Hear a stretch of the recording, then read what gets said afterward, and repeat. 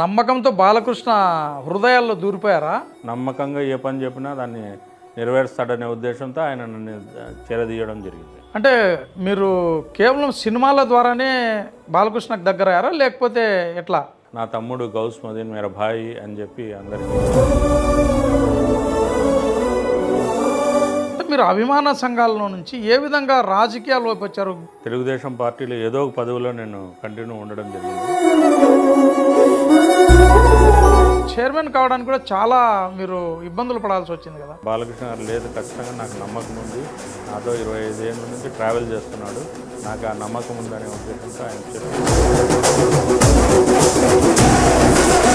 అంటే గ్రంథాలయాల్లో కేవలం గ్రంథాలయాలు మాత్రమే ఉన్నాయి, దాంట్లో పనిచేయడానికి సిబ్బందే లేదు. కొన్ని అడ్మినిస్ట్రేటివ్ పరంగా కొన్ని నిర్ణయాలు తీసుకో తప్పదు.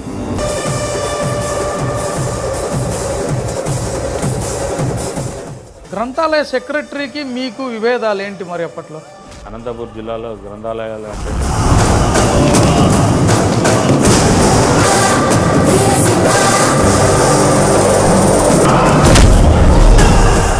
Welcome to eats TV. నేను మహమ్మద్ రసూల్. ఈరోజు మన ముఖ్య అతిథి మాజీ గ్రంథాలయ చైర్మన్, తెలుగుదేశం పార్టీ నేత గౌస్ మోదీన్ మన చెంత ఉన్నారు. మరిన్ని వివరాలు ఆయన్ని అడిగి తెలుసుకుందాం. నమస్తే సార్. ఏంటి గౌస్ మోదీన్ అంటే నందమూరి బాలకృష్ణ, నందమూరి బాలకృష్ణ అంటే గౌస్ మోదీన్, ఏంటి అసలు ఈ సంబంధం?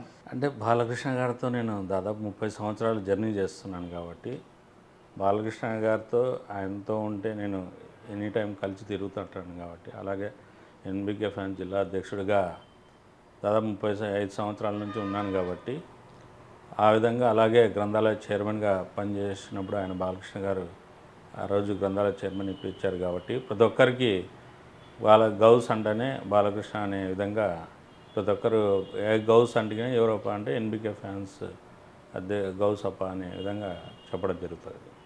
అంటే సినీ ఇండస్ట్రీకి గౌస్ మోదీన్కి ఎలాంటి అవినాభావ సంబంధం ఏర్పడింది నందమూరి బాలకృష్ణ హిందూపురం ఎమ్మెల్యే ద్వారా?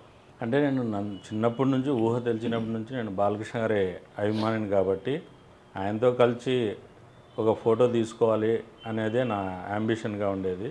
అలాంటిది నేను ఆయనతో ట్రావెల్ కావడం, ఆయనతో కలిసి తిరగడం, ఆయనతో జర్నీలో ప్రతి ఒక్క జర్నీలో ఆయనతో పాటు ఉండడం అనేది నా యొక్క పూర్వజన్మ సుకృతంగా నేను భావిస్తున్నాను. అంటే మీరు కేవలం సినిమాల ద్వారానే బాలకృష్ణకు దగ్గర అయ్యారా లేకపోతే ఎట్లా? లేదండి, సినిమాల ద్వారానే. నేను ఒక అభిమాన నటుడిగా ఆయన దగ్గరికి అభిమానిగా వెళ్ళేవాడిని. అలాగే అభిమానంగా ఆయనతో కలిసి అలాగే హిందూపూర్లో ఆయన బాలకృష్ణ గారు హిందూపూర్ ఎమ్మెల్యేగా అయినప్పుడు ఆయనతో కలిసి తిరిగేవాడిని. చైర్మన్గా ఉన్నప్పుడు ఆయనతో కలిసి ట్రావెల్ చేసేదాన్ని. అలాగే హిందూపూర్లో ఏదైనా కూడా బాలకృష్ణ గారు కంటిన్యూగా గెలవడానికి నా వంతుగా అక్కడ మైనార్టీ సోదరులని అందరినీ కలుపుకొని బాలకృష్ణ గారికి మనమంతా అండగా ఉండాలని ఆయనతో మైనార్టీలందరూ చెప్పడం జరుగుతుంది.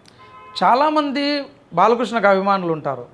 చాలామంది బాలకృష్ణ అభిమాన సంఘం పెట్టుకొని వివిధ రూపాల్లో ఆయనకు దగ్గర కావాలని ఉంటారు.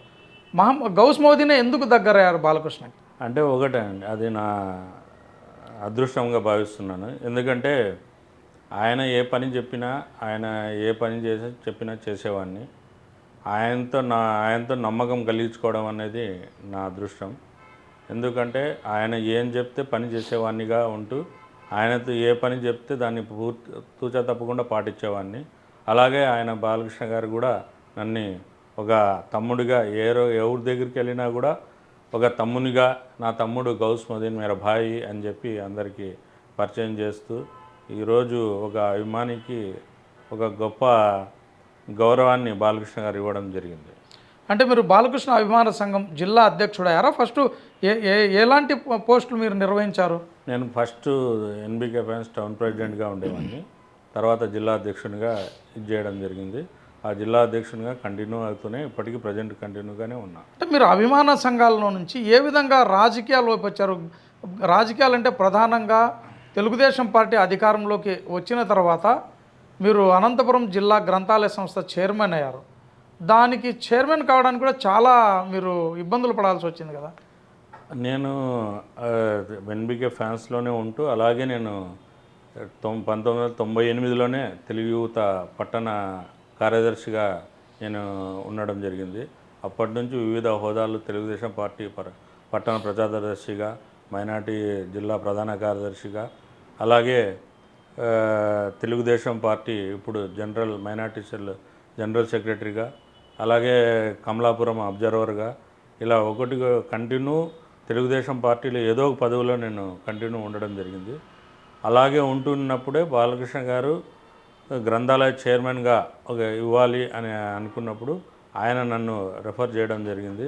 చేసిన తర్వాత నేను చాలామంది కొద్దిగా అంటే ఇంకా ఈయనకి అవగాహన ఉండదు అనే ఉద్దేశంతో వాళ్ళు కొద్దిగా వద్దు అనేయడం చెప్పడం జరిగింది. కానీ బాలకృష్ణ గారు లేదు, ఖచ్చితంగా నాకు నమ్మకం ఉంది, నాతో 25 ఏళ్ళ నుంచి ట్రావెల్ చేస్తున్నాడు, నాకు ఆ నమ్మకం ఉందనే ఉద్దేశంతో ఆయన చెప్పి ఒప్పించి నాకు ఆ చైర్మన్ పదవి ఒప్పించడం జరిగింది.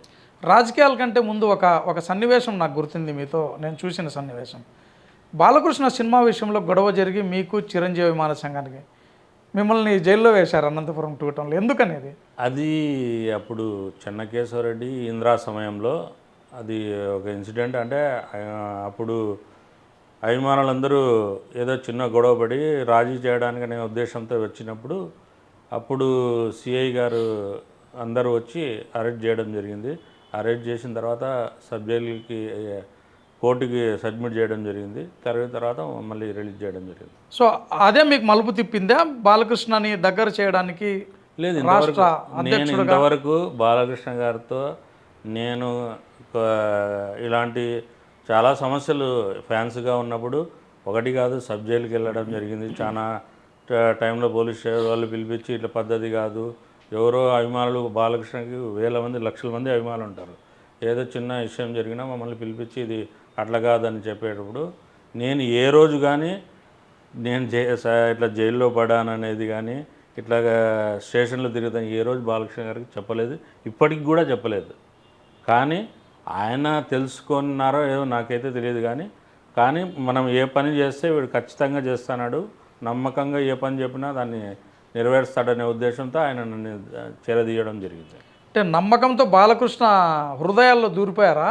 అంటే ఆయన బాలకృష్ణ గారికి కల్మషం లేని వ్యక్తి. ఆయన ఎలా ఉంటాడంటే ఎవరు ఏది చెప్పాలనుకున్నా మొహం మీద చెప్పే రకం అనమాట, ఎలాంటి కల్మషం ఉండదు. అలాగే ఏ పని చెప్పినా కూడా ఇది చేస్తాడు, వీడు నమ్మకంగా ఉంటాడు. ఎందుకంటే చైర్మన్గా కూడా అతను నాలో ఒక ఇది చేయాలి, అతనికి ఒక భవిష్యత్తులో రాజకీయాల్లో తీసుకురావాలి అనే ఉద్దేశంతోనే ఆ రోజు ఆయన చైర్మన్గా ఇవ్వడం జరిగింది. ఇచ్చినప్పుడు కూడా నాకు ఒక భయం అనేది ఉండేది. ఎందుకంటే ఆయన ఏ నమ్మకంతో నాకు ఇచ్చాడో ఆ నమ్మకాన్ని నిలబెట్టుకోవాలి, ఆ నమ్మకం నిలబెట్టుకుంటేనే నాకంటూ ఒక ఇది ఉంటుంది అని. ఎందుకంటే చాలామంది అవగాహన లేదు, ఒక చైర్మన్గా చేసే అంత అనుభవం లేదు కదా అనే ఉద్దేశం చాలామంది ఇది చేసినా కూడా ఆయన నమ్మకంగా ఖచ్చితంగా వీడు చేయగలడు అనే ఉద్దేశంతో ఆయన ఇప్పించడం జరిగింది. దానికి తగ్గగానే నేను ప్రతిరోజు ప్రతి క్షణం ఆలోచించేవాడిని, ఇంత నమ్మకం పెట్టుకున్నాడు నా మీద, నేను ఏదో ఒకటి చేయాలి అనే ప్రతి ఒక్కటి నాకు అనిపించేది అప్పట్లో. అంటే మీరు బాలకృష్ణ అభిమానాన్ని చూరగొన్నప్పటికీ అనంతపురం జిల్లాలో గ్రంథాలయ చైర్మన్ కావడానికి మీరు చాలా కసరత్తు చేశారు. ఎందుకు అంత ఇబ్బందులు పడాల్సి వచ్చింది? అసలు మిమ్మల్ని కొంతమంది ఎమ్మెల్యేలు ఇతను కేవలం బాలకృష్ణకు సంబంధించిన వ్యక్తి, బాలకృష్ణ అభిమాని మాత్రమే, రాజకీయాలతో ఇతనికి సంబంధం లేదు అనేటువంటి విధంగా మీకు లెటర్లు ఇవ్వడానికి కూడా వాళ్ళు వెనకడుగేశారు కదా. అంటే కొద్దిగా అంటే బాలకృష్ణ గారు ఒక డిసిషన్ తీసుకున్న తర్వాత ఆయన అందరినీ ఎమ్మెల్యేల దగ్గరికి అసెంబ్లీలో నన్ను తీసుకెళ్ళడం జరిగింది. అసెంబ్లీలోనే అందరికీ ఎమ్మెల్యేలు చెప్పడం జరిగింది, అతను నాకు నమ్మకమైన వ్యక్తి, ఒక ఇది చేయగలడు, మీరంతా సహకరించండి అని చెప్పడం జరిగింది.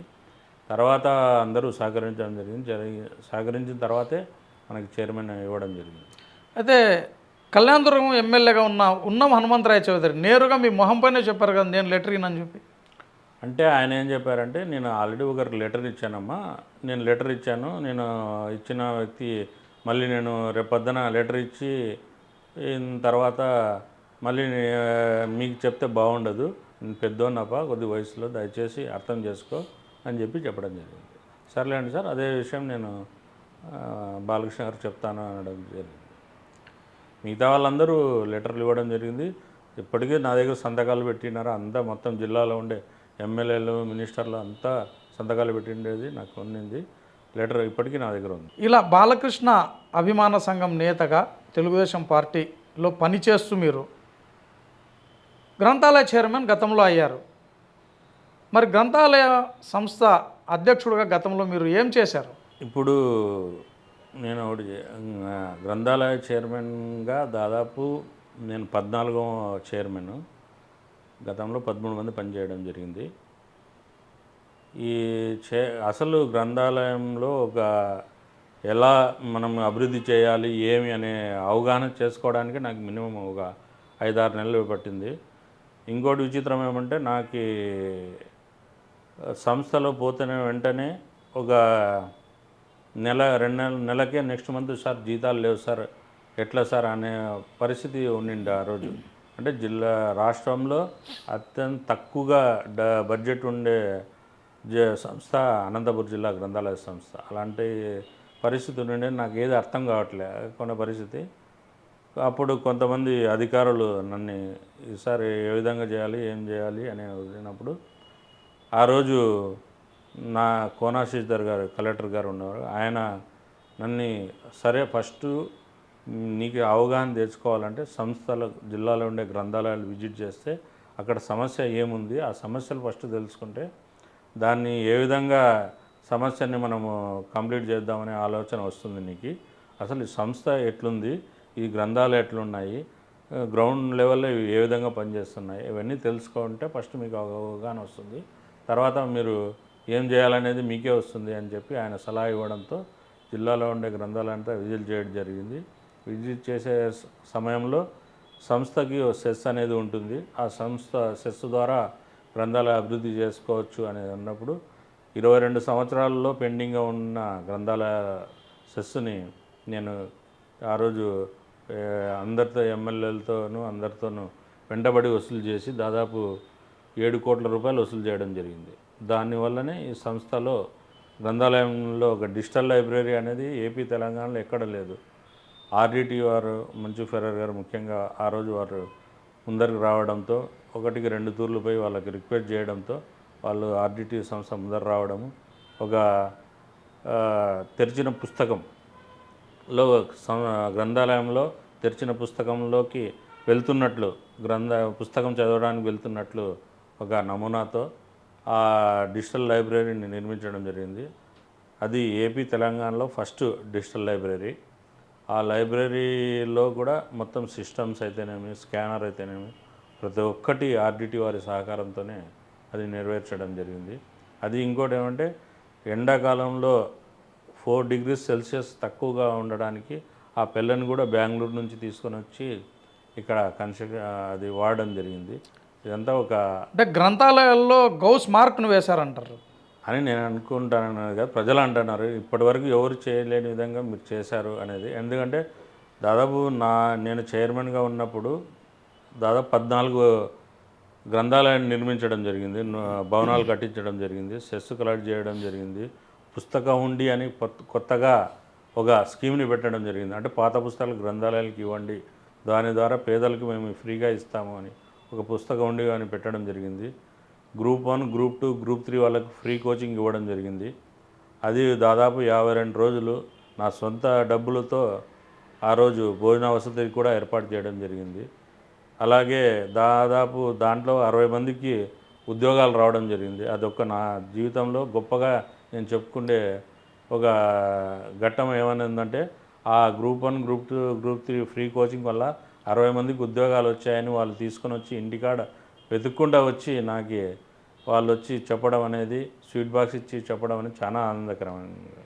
అంటే గ్రంథాలయాల్లో కేవలం గ్రంథాలయాలు మాత్రమే ఉన్నాయి, దాంట్లో పనిచేయడానికి సిబ్బందే లేదు అనేటువంటి విమర్శలు పెద్ద ఎత్తున వచ్చాయి కదా. అంటే గతంలో గ్రంథాలయాల్లో ఏ విధంగా కూడా నాకు గతంలో అందరికీ తెలుసు. కానీ మేము వచ్చిన తర్వాత ఏం చేసామంటే గ్రంథాలయ ఉద్యోగులకి మనం కూడా అంతా పని చేస్తేనే సంస్థలు ఉపయోగపడతాయి. సంస్థ పని చేస్తుందంటేనే అందరూ మనకు సహకరిస్తారు అనే ఉద్దేశంతో ఆ రోజే మేము ప్రతి ఒక్క తంబుని ఏర్పాటు చేయడం జరిగింది. గ్రంథాలయ ఉద్యోగస్తుల కోసం మీరు ఖచ్చితంగా పని చేయాలా, టయానికి పోయి మీ తంబు వేయాలా అనే ఉద్దేశంతో సంస్థ పని చేస్తేనే ఎవరైనా మనకి సహకరిస్తారనే ఉద్దేశంతో ఆ రోజు తంబు ఏర్పాటు చేసి ప్రతి ఒక్క ఉద్యోగి కూడా కంపల్సరీ ఉద్యోగం చేయాలి అని చెప్పి వాళ్ళతో చేపించడం జరిగింది. ఆ తరుణంలోనే చాలామంది దాతలు కొద్దిమంది అయితేనండి మహాభారతం, భాగవతము, రామాయణం పుస్తకాలు ఫ్రీగా తెచ్చియడం జరిగింది. అలాగే కొద్దిమంది టీవీలు ఇవ్వడం జరిగింది, కొద్దిమంది స్కానర్స్ ఇవ్వడం జరిగింది, లైబ్రరీ సంబంధించి మైకులు అవి కూడా ఇవ్వడం జరిగింది. మేము ఎవరికి అడగలేదు, కానీ సంస్థ బాగా పనిచేస్తుందనే ఉద్దేశంతో ఇట్లా చాలామంది దాతలు వచ్చి సంస్థకి ఉచితంగా ఇవన్నీ ఇవ్వడం జరిగింది. గ్రంథాలయ సెక్రటరీకి మీకు విభేదాలు ఏంటి మరి అప్పట్లో? గ్రంథాలయ సెక్రటరీకి విభేదాలు ఏమంటే గ్రంథాలయ కొత్తగా మేము వచ్చిన తర్వాత కొన్ని అడ్మినిస్ట్రేటివ్ పరంగా కొన్ని నిర్ణయాలు తీసుకో తప్పదు. అలాంటప్పుడు కొన్ని మనకు అవగాహన లేదనే ఉద్దేశంతో వాళ్ళు ఇది చేసి అంటే సమ్ రెడ్డి ఉన్నారు అప్పట్లో, అతనితో కొత్త విభేదాలు, తర్వాత మళ్ళీ ఒక లేడీ ఆఫీసర్తో మీకు? లేదండి, అసలు ఫస్ట్ వచ్చినప్పుడు మనకు అవగాహన లేనప్పుడు వాళ్ళు కొద్దిగా మనకు మిస్గైడ్ చేయాలని చూశారు. తర్వాత మనం అవగాహన చేసుకున్న తర్వాత లేదు, సంస్థకి మనం పని చేయాలి అనే ఉద్దేశంతో ఆమెకి చెప్పడం జరిగింది. అలాగే అంతకుముందు ఉన్న సెక్రటరీ గారికి చెప్పడం జరిగింది. వాళ్ళందరూ కూడా తర్వాత మనకు సహకరించారు. అందరూ సహకరించబట్టే ఈరోజు అనంతపురం జిల్లాలో గ్రంథాలయాలు అంటేనే ఒక ప్రత్యేకమైన రాష్ట్రంలోనే గొప్పగా చెప్పుకునే విధంగా నిర్మించడం జరిగిందంటే అందరి సహకారం ఉండబట్టే ఆ రోజు జరిగింది. అంటే గ్రంథాలయ చైర్మన్గా మీరు జగన్ అనేటువంటి వ్యక్తికి వచ్చేటువంటి అదే మరో బాలకృష్ణ అభిమాన సంఘం నాయకుడు ఇక్కడ అనంతపురం జగన్కు వచ్చే పదవి మీరు తీసుకున్నారు అనేది ఒక ఇది. లేదండి, అసలు ఇదే లేదు. అప్పుడు బాలకృష్ణ గారు అంటే యాక్చువల్గా ఏమంటే నేను బాలకృష్ణ గారికి నాకు ఒక చైర్మన్ అనేది నేను అడగలేదు. ఎందుకంటే నాకు వ్యాపారాలు అవన్నీ ఉన్నాయి. కానీ ఆయన డిసైడ్ చేసి ఇతనైతే ఇది చేయగలడు అనే ఆయన నమ్మకంతో ఆయనే పిలిపించి నన్ను అసెంబ్లీలో ఎమ్మెల్యేల గారి దగ్గర తీసుకెళ్ళి, అలాగే చంద్రబాబు నాయుడు సార్ దగ్గర తీసుకెళ్ళి పరిచయం చేపించి ఇతను ఇట్లా అని చెప్పి నా తమ్ముడు మంచి వ్యక్తి, మీరు ఖచ్చితంగా తనకి ఇవ్వాలని చెప్పినప్పుడు అందరూ ప్రజాప్రతినిధులు సహకరించడం జరిగింది. సహకారంతోనే ఆ రోజు నేను చైర్మన్గా కావడం జరిగింది. సినీ తార, తెలుగుదేశం పార్టీ అధినేత ఆ రోజుల్లో, అదేవిధంగానే పితామహుడు, వ్యవస్థాపకుడు ఎన్టీ రామారావు తనయుడు, హిందూపురం ఎమ్మెల్యే నందమూరి బాలకృష్ణ. ఆ బాలకృష్ణ అభిమానికి ఈరోజు ఎందుకు అన్యాయం జరుగుతుంది? ఎక్కడ అన్యాయం జరగలేదండి. ఎక్కడ అన్యాయం జరిగింది? ఎక్కడ అన్యాయం?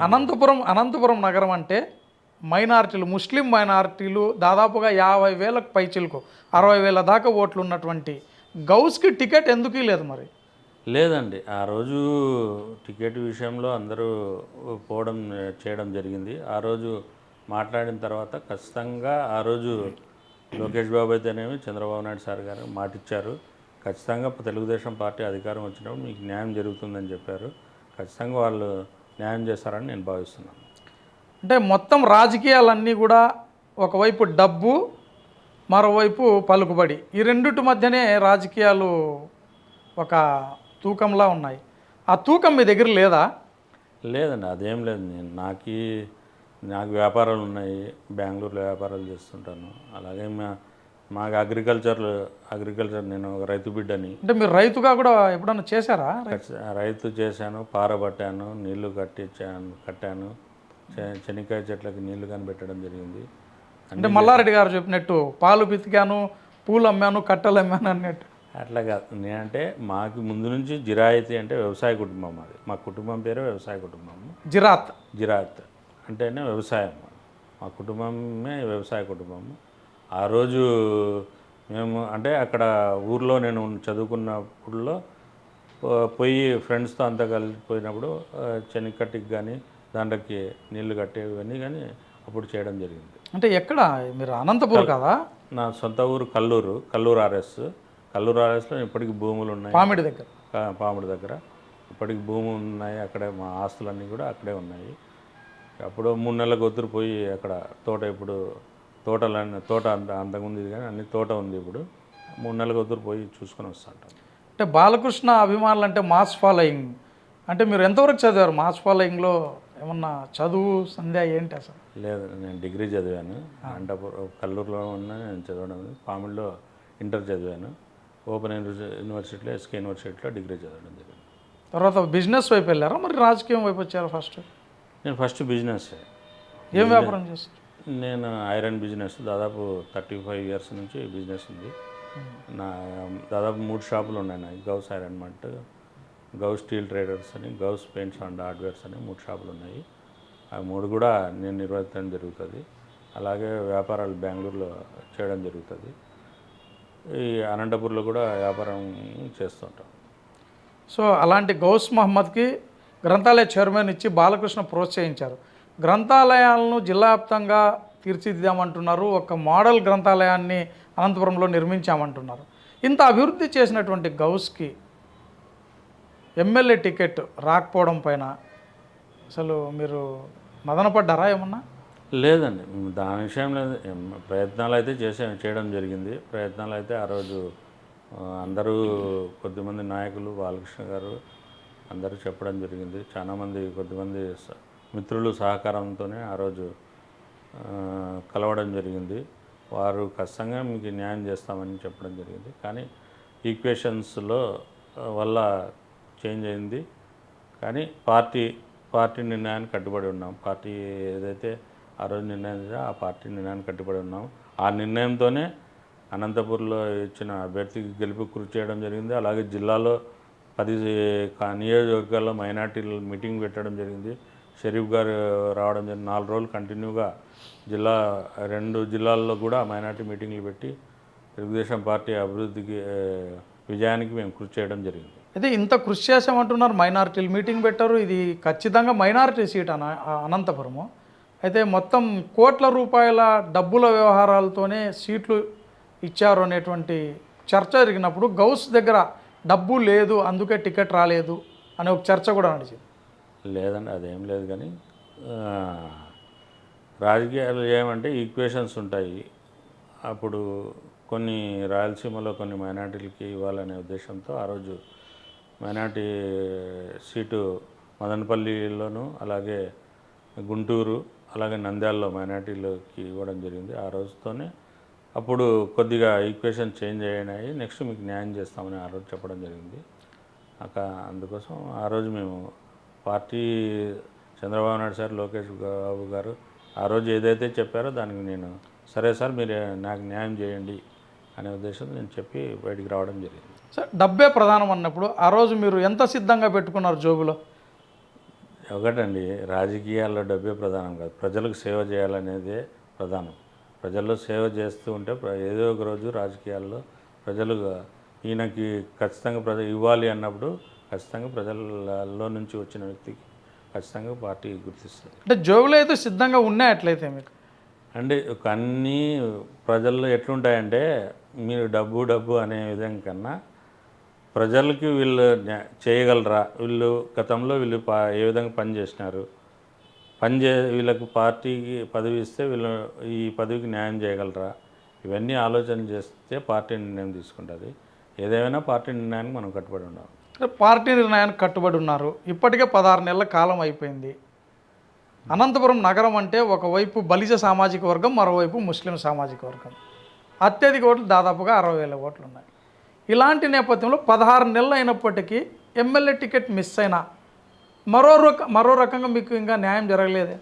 అంటే దానికి పార్టీ పార్టీ ఏ విధంగా అయితే న్యాయం చేస్తే, ఏ విధంగా అయితే ఈయనకి ఏ పదవి ఇస్తే న్యాయం చేస్తారో అనేది పార్టీ చూసుకుంటుంది. ఆల్రెడీ నేను 2-3 తూర్లు కలవడం జరిగింది. కలిగినప్పుడు ఖచ్చితంగా మీకు న్యాయం జరుగుతుంది. ఎవరిని కలిశారు? లోకేష్ గారిని కలవడం జరిగింది, చంద్రబాబు నాయుడు సార్ని కలవడం, బాలకృష్ణ గారితో రెగ్యులర్ అడుగుతూనే ఉన్నాం. బాలకృష్ణ గారు కూడా ఖచ్చితంగా నీకు న్యాయం జరుగుతుంది, ఓపిక పట్టు అనడం జరిగింది. ఇంకా టైం ఉంది కదండి, ఇంకా 16 నెలలు ఉండేది, ఇంకా 3.5 సంవత్సరం ఉంది. చూద్దాం. ఎందుకంటే సామాజిక వర్గాల సమీకరణలో తీసుకుంటే ఇప్పటికే బల్జే సామాజిక వర్గానికి సంబంధించి ఔడా చైర్మన్గా టీసీ వరుణ్ ఉన్నారు. మరి అనంతపురం నగరంలో అదేవిధంగా తెలుగుదేశం పార్టీలో ఇప్పటికే చాలామంది నిరుత్సాహంగా ఉన్నారు, మైనారిటీలని పట్టించుకోవడం లేదు పార్టీ అనేటువంటి విధంగా కూడా చెప్తున్నారు. లేదు, ఇటీవలే మీ పార్టీకి చెందినటువంటి సైఫుద్దీన్ అయ్యా న్యాయం చేయండి, నన్ను గుర్తించండి అని గొంతెత్తుకొని చించి వీడియో రిలీజ్ చేసినటువంటి పరిస్థితి కూడా ఉంది. అంటే మా పార్టీ ఒకటన్నా, ఒకవైపు సాలార్ భాష మాజీ గ్రంథాలయ చైర్మన్, గతంలో తెలుగుదేశం పార్టీకి జిల్లా కన్వీనర్గా పనిచేశారు. గౌస్ మహమ్మద్ మాజీ గ్రంథాలయ చైర్మన్, ఒకవైపు బాలకృష్ణ గుండెల్లో ఉన్నటువంటి వ్యక్తి. మరి ఏంటి పరిస్థితి, మైనారిటీల పరిస్థితి ఏంటి ఇక్కడ తెలుగుదేశం పార్టీలో?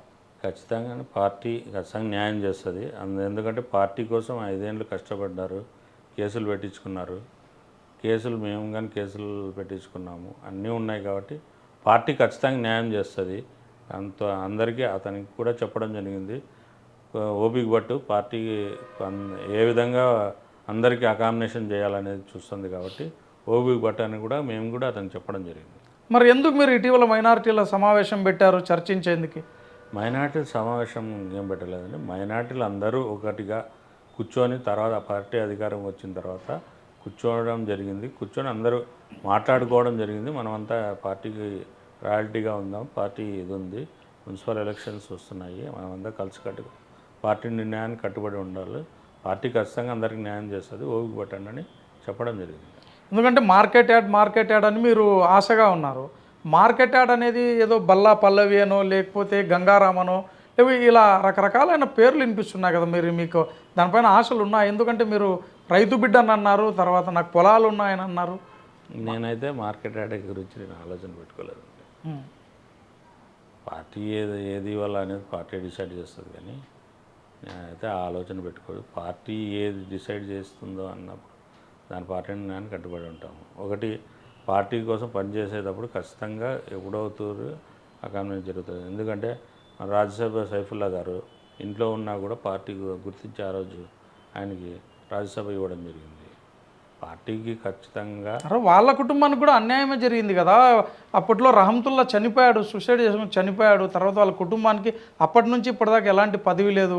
తర్వాత ఆయన రెండో కుమారుడు కూడా జక్కీ ఉల్లా మొన్నటిదాకా పార్టీలో ఉంటూనే పనిచేశాడు ఇన్ఛార్జులుగా. సో అతను చనిపోయాడు, అతను కూడా ఆశగా ఉన్నాడు పాపం, చివరికి పదవి లేకుండానే చనిపోయాడు కదా పార్టీ. అంటే జక్కీలో చనిపోవడం చాలా బాధాకరం. కానీ పార్టీ అనేది ఖచ్చితంగా వాళ్ళకి ఇదైతే లోకేష్ గారు కూడా వచ్చి ఇంటికి వచ్చి పరామర్శించడం జరిగింది. ఆయన కూడా ఖచ్చితంగా వాళ్ళకి న్యాయం చేస్తామనేది ఖచ్చితంగా. ఎందుకంటే మున్సిపల్ ఎలక్షన్స్ ఉన్నాయి, దాదాపు 50 వార్డులు ఉన్నాయి. 50 వార్డులలో ఖచ్చితంగా ఉన్నాయి, ఇంకా నామినేటెడ్ పదవులు ఉన్నాయి. స్టేట్ డైరెక్టర్లు అందరికీ న్యాయం జరుగుతుందని మేము భావిస్తున్నాం. అంటే మేయర్ రేస్లో ఉన్నారా అనంతపురం నుంచి మీరు? మరి ఏమి పార్టీ ఏది డిసైడ్ చేస్తుందో నేను చెప్పలేను కదా. పార్టీ ఇతన్ని ఏ విధంగా పార్టీ ఇతన్ని యూజ్ చేసుకోవాలి, ఏ విధంగా పార్టీలో ఇతన్ని మనము ఇది చేయాలనేది పార్టీ నిర్ణయం. పార్టీ ఏ నిర్ణయం ఇస్తే ఆ నిర్ణయానికే నేను ఆ రోజు కూడా పార్టీ నిర్ణయిస్తేనే నేను పని చేయడం జరిగింది. పార్టీ కార్యక్రమాలు ప్రతి ఒక్కటి 5 సంవత్సరాలుగా మేము ప్రెస్ మీట్లు పెట్టడం అయితేనేమి, ప్రోగ్రాంలు అయితే చేయడం అయితే, మైనార్టీ మీటింగ్లు పెట్టడం అయితేనేమి అన్ని పార్టీ నిర్ణయంపై పనిచేయడం జరిగింది. పార్టీ ఏదైనా కమలాపురంకి అబ్జర్వర్గా వేయడం జరిగింది. కమలాపురంలో ఎప్పుడూ రాని విధంగా ఫస్ట్ టైం అక్కడ తెలుగుదేశం పార్టీ కూడా గెలవడం జరిగింది. అది కూడా ఆనందదాయకము. మీరు ఇన్ఛార్జ్గా ఉన్నప్పుడు ఇలా జరిగేటప్పుడు పార్టీ కూడా ఇతను పని చేశాడు, ఇతన్ని మనం ఏ విధంగా అకామిడేట్ చేయాలి. జిల్లాలో మన అందరి ఎమ్మెల్యేలతో నాకు సత్సంబంధాలు ఉన్నాయి, ఎలాంటి ఎవరితో నాకు విభేదాలు లేవు. బాలకృష్ణ గారి మనిషి అనేది అందరికీ తెలుసు. అలాంటప్పుడు నేను ఎవరితో విభేదాలు ఉండవు. నేను ఇన్నేళ్లలో రాజకీయంలో నేను ఎవరితో విభేదాలు ఉండవు, అందరితో కలిసికట్టుగా ఉంటా, అందరితో కలిసి మాట్లాడతా, పార్టీ నిర్ణయాన్ని బట్టి నడుచుకుంటాం అని ఆ రోజు కూడా అనంతపురం అభ్యర్థిగా ఇచ్చినప్పుడు కూడా ఆయనతో పాటు కలిసి పనిచేసి ఆయన విజయానికి కృషి చేయడం జరిగింది. ఎమ్మెల్యే బాలకృష్ణ కను సాయిగా చేస్తే ఏ పదవి కావాలంటే మీ దగ్గరకు వస్తుంది. మరి మీ మీ వైపు చూపు తగ్గిందా బాలకృష్ణ చూపు ఏమన్నా? అట్లేం లేదన్న, ఖచ్చితంగా ఆయన ఇప్పటికీ ఆయనతో మనం మాట్లాడడం జరుగుతుంటుంది. ఆయనే అడగడం జరిగింది ఏం కావాలంటే, అన్న ఖచ్చితంగా మీరు ఏదైతే ఇది చేస్తే దానికి మేము కట్టుబడి ఉంటామన్నా అంటే, ఖచ్చితంగా వెయిట్ చేయి చేద్దాము అని చెప్పడం జరిగింది. సాధారణ బాలకృష్ణ అంటే కోపం వస్తే కొట్టేస్తాడు అనేటువంటి ఉంది. అలాంటిది గౌస్మోదిన్కి ముద్దు పెట్టుకునే పరిస్థితి ఏంది ఇది?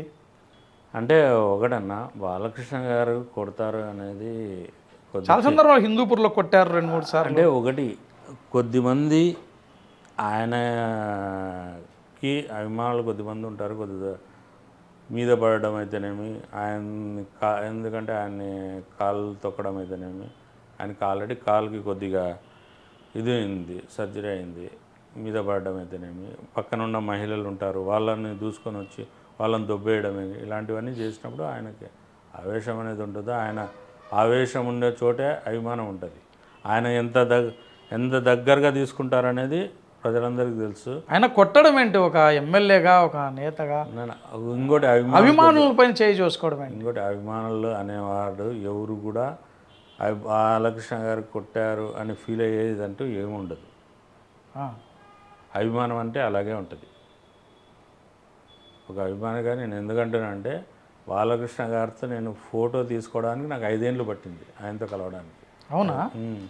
అంటే ఆయనతో ఫోటో తీసుకుంటే చాలు, అభిమాని అనేవాడు గుండెల్లో ఉంటాడు కాబట్టి ఆయనతో కలిస్తే చాలు, ఆయనతో కూర్చుంటే చాలు, ఆయనతో ఓన్ ఫోటో తీసుకుంటే, అలాంటిది నేను ఆయనతో కలిసి తిరుగుతున్నాను, ఆయనతో కలిసి నేను ట్రావెల్ చేస్తున్నాను, ప్రతి ఒక్క విషయంలో ఆయనతో కలిసి నేను ఇదవుతున్నాను అంటే, అది ఆయన మనసు ఏ విధంగా ఉంటుందో మీరు అర్థం చేసుకోండి. కానీ ఈ మధ్యన బాలకృష్ణ హిందూపురం వచ్చిన సందర్భాల్లో కూడా మీరు మిస్ అవుతున్నారు, అంటే గ్యాప్ ఏమన్నా వచ్చిందా? లేదన్న, వెళ్తున్నాము, కొద్దిగా ఏం బిజినెస్ దీనివల్ల కొద్దిగా పోవట్లేదు, కానీ ఖచ్చితంగా ఈసారి వచ్చినప్పుడు ఖచ్చితంగా వెళ్తాం. సార్ ఒకటి చెప్పండి, మీరు మైనారిటీ అంటున్నారు, ముస్లిం అంటున్నారు, టికెట్ అనంతపురంలో ఎక్కువ ఉన్నాయి. అట్లాంటిది ఒక మైనారిటీ మేయర్ సీట్లో ఉంటే మీకు ఎందుకు అంత బాధ అయింది? మేయర్ వసీంని మీరు పదవి నుంచి తప్పించాలనేటువంటి విధంగా కూటమి పాలన అధికారంలోకి వచ్చిన మీరు ప్రధాన రోల్ నిర్వహించారు. చాలామంది మేయర్ కార్పొరేటర్లతో మీరు మాట్లాడారా లేదా? నిజం చెప్పండి. ఒకటన్నా, వాళ్ళు వచ్చి నా దగ్గరికి వచ్చి, అతను మేయర్ మీద అసంతృప్తిగా వచ్చి నా దగ్గరికి వచ్చి కలవడం. మీరు గజ్జ కట్టుకొని పనిచేశారు కదా దించడానికి. ఒకటన్నా, వాళ్ళలో గ్రూప్ రాజకీయాలు ఉన్నాయి. ఆ గ్రూప్ రాజకీయాల నుంచి ఒక వ్యక్తి వచ్చి, మేము అతన్ని ఇది లేదు, అతని వల్ల అభివృద్ధి జరగడం లేదు, అతను ఇది కావట్లేదు అనే ఉద్దేశంతో వాళ్ళు వచ్చి, వాళ్ళ గ్రూప్ రాజకీయాలు వచ్చి మన వచ్చి కలిచారు. కానీ మేమైతే ఆయన్ని దింపాలా అనేది ఏమి ఇది చేయలేదు. వాళ్ళు వచ్చి కలిసి మీరు సహకరించండి అని చెప్పడం జరిగింది. ఆ తర్వాత వాళ్ళు ఒకటి ఆ గ్రూప్ రాజకీయాల వల్ల అలా జరిగింది, కానీ తర్వాత ఏం లేదు. ఎవరు ఆ వ్యక్తి వాళ్ళ తరఫున? అంటే వైసీపీలో ఉన్నటువంటి వ్యక్తినా అన్నా? అది అందరికీ తెలుసు. ఎవరు అన్నా? ఒకటి, రాజకీయాల్లో కొద్ది సరిపోని వాళ్ళు ఉంటారు. తర్వాత ఏం జరిగిందో అన్నీ మీకు తెలుసు. అవన్నీ అప్పటికి, ఆ తర్వాత అవి సమసిపోయినాయి, అవన్నీ అయిపోయినాయి. తర్వాత అంటే ఎలా అంటారు మీరు అలా? అంటే ఒకటన్నా, వచ్చి వాళ్ళు గ్రూపు రాజకీయాలు వాళ్ళు దించుకోవాలని వాళ్ళు డిసైడ్ చేసి వాళ్ళు సంతకాలు పెట్టుకొని మీరు సహకరించండి అని చెప్పి మన దగ్గరికి, ఎమ్మెల్యే గారి దగ్గర, నా దగ్గరికి రావడం జరిగింది. సో మీ దగ్గరకు వస్తే దగ్గుపాటి మీకు గజ్జ కట్టాడా? అలా కాదన్న, వాళ్ళు వచ్చి నా దగ్గరికి వచ్చి, ఇక్కడికే వచ్చారు, ఇక్కడికి వచ్చి కలిసి మాట్లాడారు.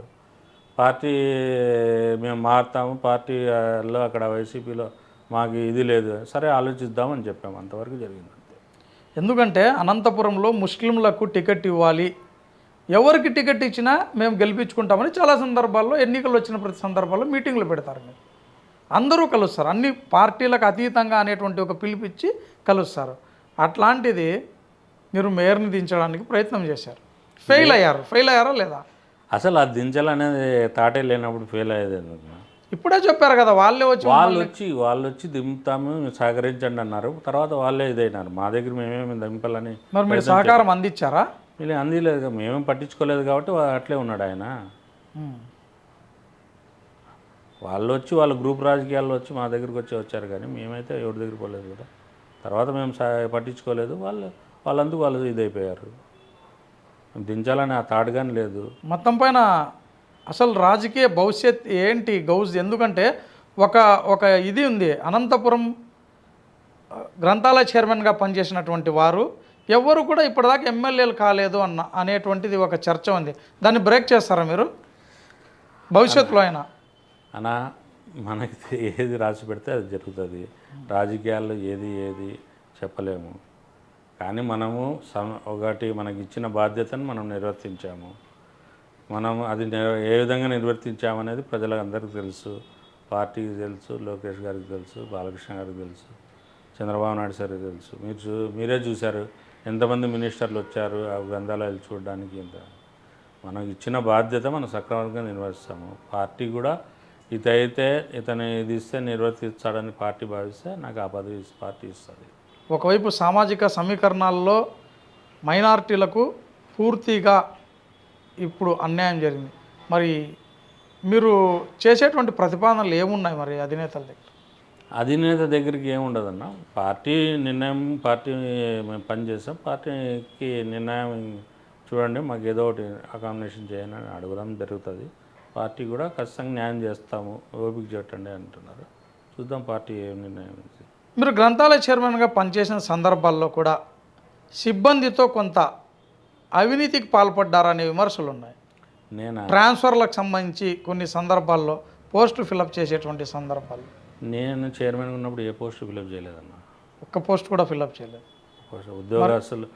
ఉద్యోగ పోస్ట్ ఏది కానీ ఫిలప్ చేయలేదు. మరి ఎందుకు ఆ మలికి అంటుంది మీకు? ఇంతవరకు ఎవరు అనలేదు, నా ఫస్ట్ టైం మీరే అంటున్నారు. ట్రాన్స్ఫర్ల విషయంలో కొంత మనం ఇంతవరకు ఎలాంటి ఇది లేదు. ఇంతవరకు మనకి ఏ దాంట్లో కానీ మాకు ఒక నెగిటివ్ వార్త వచ్చేది లేదు. కానీ అది ఒక సంస్థలో గ్రంథాలయ చైర్మన్ అంటేనే ఒక జిల్లా ప్రోటోకాల్ ఉంటుంది. కానీ అవినీతి అనేది అంటే ఆ సంస్థ గౌరవవేతనం 2500 ఇస్తుంది నెలకి. కానీ ఒక బాధ్యతగా బాలకృష్ణ గారు ఇచ్చారు. ఆ బాధ్యతగా మనం చేయాలనే ఉద్దేశంతో జిల్లాలో ఉండే గ్రంథాలయాలంతా నెలకు 1-3 తూర్లు విజిట్ చేసి చేయడం వల్లనే పని జరిగింది. మున్సిపాలిటీ సెస్కి అధికారులు పోతే పట్టించుకోవట్లేదని నేను సొంతంగా పోయినా ప్రతి ఒక్క మున్సిపల్ కమిషనర్ దగ్గరికి, ఎమ్మెల్యేల దగ్గరికి, సెస్ బ్యాలెన్స్ ఉంది అది రావాలా, ఆ సెస్ డబ్బు కలెక్ట్ చేయాలనేది నేనే సొంతంగా పోయి ఇది చేయడం జరిగింది. జిల్లాలో మొత్తం ఇన్ని మండలాలు, 63 మండలాలకి ప్రతి ఒక్క మండలం, ప్రతి ఒక్క గ్రంథాలయానికి నేను 4 ఏళ్లలో దాదాపు ప్రతి ఒక్క గ్రంథాలయం 4-5 చోట్ల విజిట్ చేయడం జరిగింది. అంటే మనం పని చేయాలి. అక్కడ మనం ఏ విధంగా పుస్తకాలు అందుబాటు, ఎందుకంటే ఈ ఆన్ డిమాండ్ పుస్తకాలు ఉంటాయి, అన్ఎంప్లాయర్స్ ఉంటారు, వాళ్ళకి పుస్తకాలు ఇవ్వాలనే ఉద్దేశంతో మనమే విజిట్ చేయడం జరిగింది. మీకు తెలుసు ఒక సంస్థ జిల్లాలో ఇంత మారుమూల ప్రాంతంలో కూడా పర్యటించాలంటే ఎంత ఖర్చు అవుతుంది. నేను ఖర్చుకు ఆలోచించలేదు, మనకి ఇచ్చిన బాధ్యత మనం చేయాలనే ఉద్దేశంతో తిరగడం జరిగింది. కానీ ఇంతవరకు అయితే మనకు అలాంటి ఎప్పుడూ రాలేదన్న. మీరే ఇంతవరకు అడుగుతున్నారు అలాంటిది. అయితే ఒకటి, ఇటీవల కాలంలో ఎమ్మెల్యే దగ్గుపాటి వెంకటేశ్వర ప్రసాద్ కార్యక్రమంలో చురుగ్గా కనిపించేటువంటి గౌస్మోదీన్ ఇటీవల కాలంలో కార్యక్రమాలకు దూరంగా ఉంటున్నారు. ఏమి ప్రాబ్లం ఏంటి? అదేం లేదన్న, నేను కంటిన్యూ పార్టీ ప్రోగ్రాంలు అయితే పార్టీ ఇచ్చిన ప్రోగ్రాంకి అయితే కంపల్సరీ జిల్లా పార్టీ అయితేనేమి అన్ని ప్రోగ్రాంలో పాల్గొంటున్నాను. ఇంకా ఏమంటే కొద్దిగా బిజినెస్ పని మీద కొద్దిగా ఏదైనా బయటికి పోయినప్పుడు పాల్గొనడానికి ఉండొచ్చు, కానీ కంటిన్యూ అయితే నేను. అంతేనా? ఆహ్వానాలు రాకపోవడం లేదా? ఖచ్చితంగా మనకి ఆహ్వానం అందుతుంది. ఖచ్చితంగా ఆయనే ఫోన్ చేస్తున్నాడు. ఫోన్ చేసి నాన్న రండి అన్న అని చెప్తున్నాడు. మనం ఖచ్చితంగా పోయి కలుస్తున్నాం దాంట్లో ప్రోగ్రామ్ అటెండ్. మరి గౌస్కు పదవి ఇప్పించే విషయంలో దగ్గుపాటి సహకారం మీకు దొరుకుతుందా? నా జిల్లాలో ఉండే అందరూ ప్రజాప్రతినిధులతో నాకు ఆ సహకారం అందుతుందని నేను భావిస్తున్నాను. ఎందుకంటే జిల్లాలో ఉండే ప్రతి ఒక్క ఎమ్మెల్యేతోనేవి అలాగే ఎంపీ గారితోనేవి నేను దాదాపు 98 నుంచి 26 ఏళ్ళ నుంచి నేను పార్టీ పదవుల్లో ఏదో టీడీపీ పార్టీ పదవిలో ఉన్నా. అందరితో నాకు అనుబంధం, జిల్లాలో ఉండే ప్రతి ఒక్కరు ఎమ్మెల్యేలతో, ఎంపీ గారితో అనుబంధం ఉంది. నేను డైరెక్ట్ ఫోన్ చేసి మాట్లాడేంత ఇది ఉంది. కాబట్టి నా వరకు అయితే అందరి సహకారం అందుతూనే భావిస్తున్నాను. గౌస్ పూర్తిగా బలహీనుడు, కేవలం ఎమ్మెల్యే, హిందూపురం ఎమ్మెల్యే నందమూరి బాలకృష్ణ మాత్రమే అతని బలం అంటారు. ఏమంటారు దీనిపైన?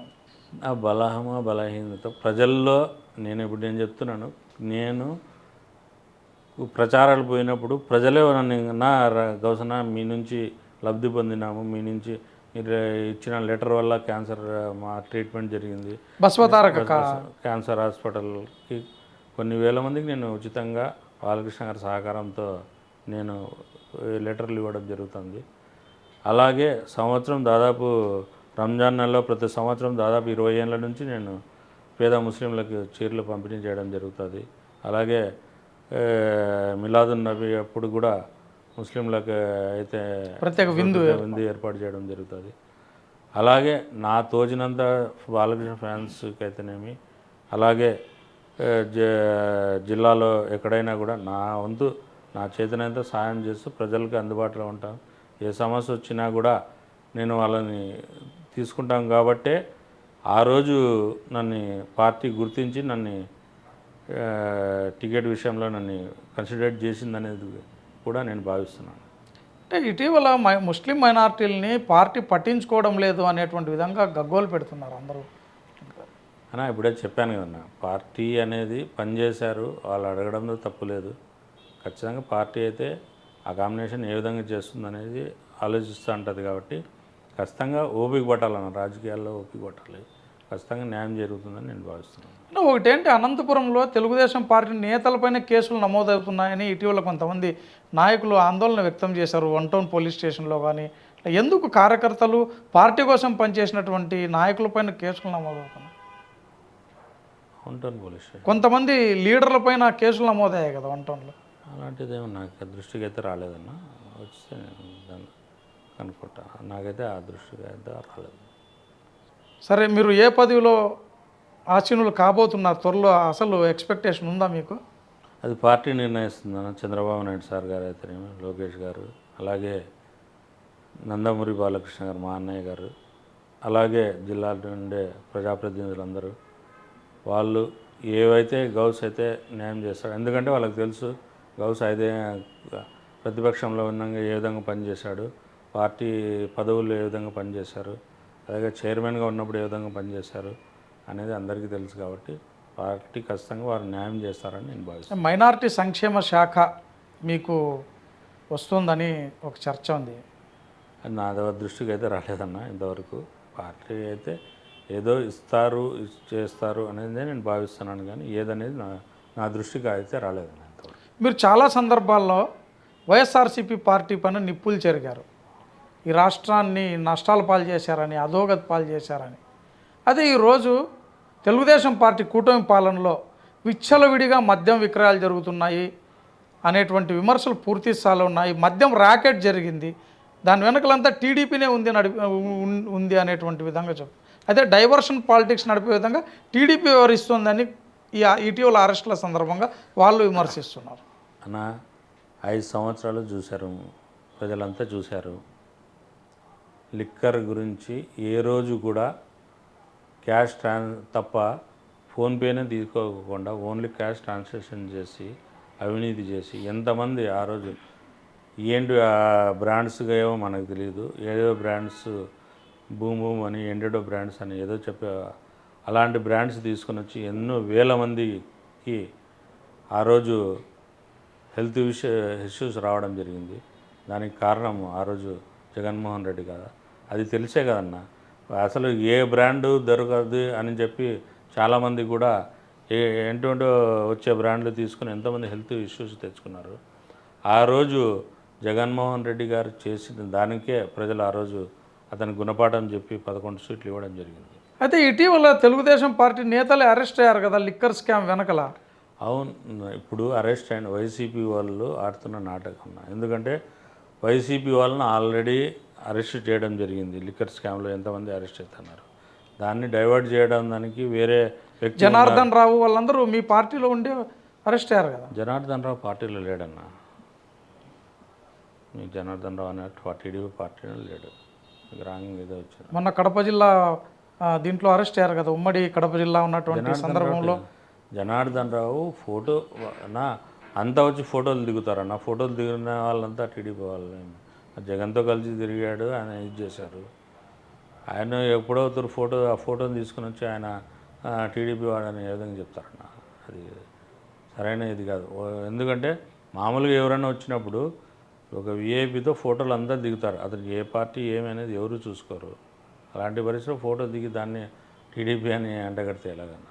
ఇటీవల అనంతపురం నగరపాలక సంస్థ సమావేశంలో పెద్ద ఎత్తున కార్పొరేటర్లందరూ కూడా విచ్చలవిడి పొద్దున 7-8 నుంచి అనంతపురంలో మద్యం దొరుకుతుంది అని అంటారు, మీరు చూస్తే ఏది లేదంటారు. వైసీపీ వాళ్ళు అది చెప్పడం వల్ల కదా ఇదే కన్నా. ప్రతిపక్షంలో ఉన్నప్పుడు ఏం చెప్తారు? అధికారంలో ఉన్నప్పుడు ఆ రోజు ఏం చేశారు? అధికారంలో ప్రభుత్వం శాండ్ మాఫియా, లిక్కర్ మాఫియా. అప్పుడు శాండ్ ఎట్లుండేదన్నా? ఇల్లు ఏమన్నా కట్టుకునే పరిస్థితిలో ఉండిండేదా? లిక్కర్ ఏ విధంగా చేశారనేది ప్రజలందరూ చూశారు కదా. అడ్మినిస్ట్రేటివ్ ఆంధ్రప్రదేశ్ సర్వనాశనం చేశారు. అడ్మినిస్ట్రేటివ్ అనేది ఒక సీఎంగా ఏ విధంగా చేయకూడదు అన్ని పాలనా వ్యవస్థను సర్వనాశనం చేశారు. ఇప్పటికి దాన్ని సెటరేట్ చేసుకోవడానికి అనుభవం ఉన్న చంద్రబాబు నాయుడు గారు కాబట్టి ఈరోజు ఇంకా దాన్ని అవగాహన అంత అడ్మినిస్ట్రేటివ్ సెటరేట్ చేయడానికి ఇప్పటికీ టైం పడుతుంది. 10 లక్షల కోట్లు అప్పు చేసి ఆంధ్రప్రదేశ్ దివాలా చేసి పోయి మొత్తం ఖాళీ చేసి వెళ్ళిపోయారన్న. అది ఆ రోజు వైసీపీ పాలన. ఈరోజు తెలుగుదేశం పార్టీ కూడా అదే చేస్తుంది కదా, మళ్ళీ అధికారంలోకి వచ్చిన తర్వాత అప్పులు చేయకుండా పాలన సాగిస్తుంది. ఇప్పుడు ఒక పరిశ్రమ రావడానికి ఎంత కష్టమవుతుంది? కియా పరిశ్రమ మీరు చూడండి, ఎంతమందికి ఉద్యోగాలు వచ్చాయి, ఎంతమందికి తర్వాత అక్కడ భూముల రేట్లు ఏ విధంగా పెరిగాయి, అలాగే ఎన్ని హోటల్స్ ఏర్పడ్డాయి, ఎంతమందికి జీవనోపాధి జరిగింది. ఒక ఇండస్ట్రీ ఏమైనా తెచ్చారా? గూగుల్ నారా లోకేష్ బాబు గారు గూగుల్ టేక్ ఓవర్ తీసుకుని వస్తే ఈరోజు వైజాగ్లో రాబోయే 10 ఏళ్ళకి వైజాగ్ మీరు ఏ విధంగా బ్రహ్మాండమైన అభివృద్ధి జరుగుతుందన్న మీరు చూస్తారు కదా. దానివల్ల ఎంత ఉపయోగం ఉందనేది.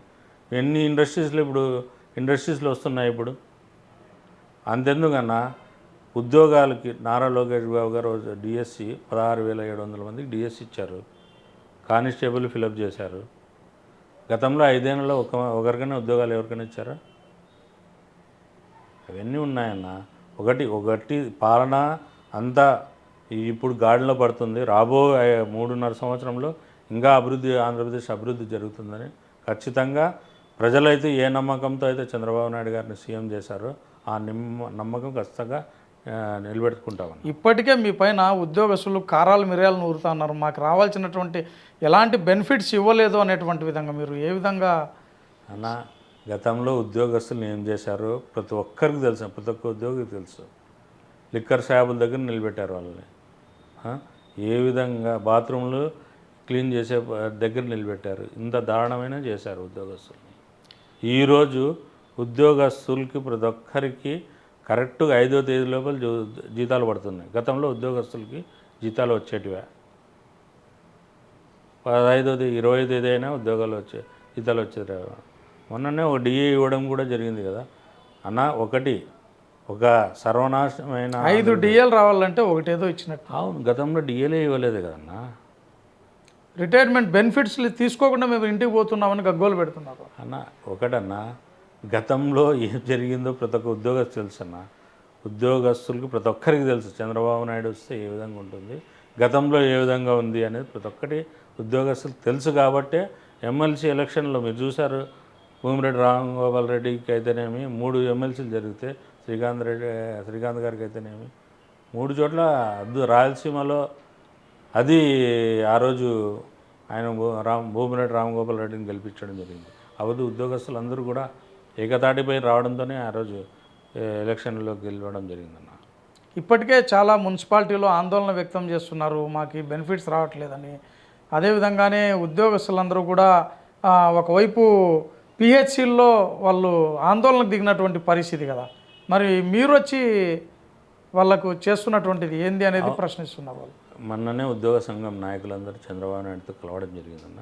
వాళ్ళ విషయాలన్నీ చెప్పడం జరిగింది. వాళ్ళు కూడా ఇప్పుడున్న పరిస్థితుల్లో ఈ విధంగా మీకు డిఏ ఒకటి ఇస్తున్నాము, తర్వాత ఒక్కొక్కటిగా పూర్తి చేస్తామని ఉద్యోగ సంఘాల నాయకులు కూడా చెప్పడం జరిగింది.